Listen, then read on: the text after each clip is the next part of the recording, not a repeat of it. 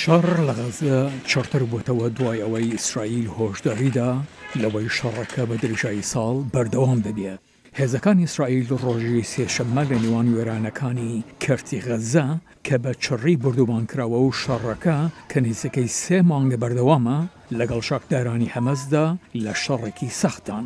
هاوڵاتیانی غەزە لە گۆڕستانی ئەبوو یوسوف النەجار لە ڕەفەح شیوان بوو کوژراوەکان دەکەن لە کاتێکدا هەواڵی هێرشەکانی ئیسرائیل بوو سەر ئەو شارە باشووریەی هاوسنووری مسر بڵاو بووەوە. یەکێک لە دانیشتوانی ڕەفەح دەڵێت 5 بەرەبەیانی لە خەواڵساین بینیمان هەموو شتێک وێران بووە.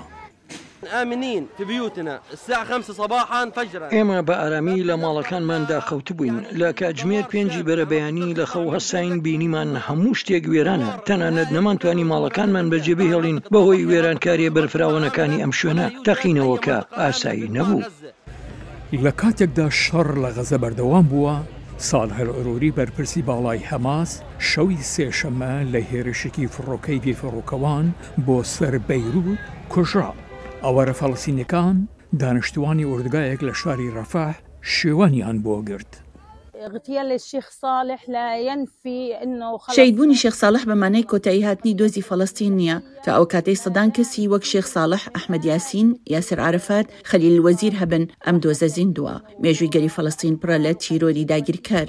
بەڵام ئایا ئێمە بەهۆی مردنیانەوە دۆزی فەڵەستینمان لە دەستدا؟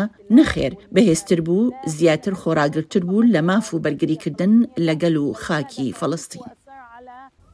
لە کاتێکدا حەزبوڵڵا بەڵێنی تۆڵەسەندنەوە لە سەرکردەی هەماس دەکات، ئیسماعیل هەنیە بەرپرسی باڵای سیاسی هەماس کوشتنەکەی بە ترورێکی ترسنۆکانە و دەسڕێژیەکی دەڕندانە و تاوانێکی ئاشکرا وێنا کرد.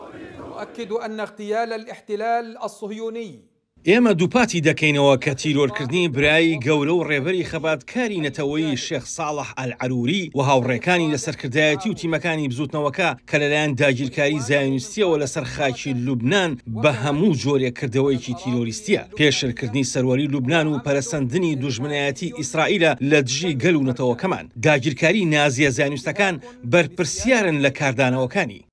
ئەلعەروری تەمەن 57 ساڵ کە لە بەیروت دەژیا، یەکەم سەرکردەی سیاسی باڵای هەماسە کە بکوژێت لەو کاتەوە ئیسرائیل دەستی بە هێرشەکانی بۆ سەر ئەو گروپە چەکدارە کردووە لە وەڵامی هێرشە کوشندەکانی بۆ سەر شارۆچکەکانی ئیسرائیل لە 7 مانگی دەدا.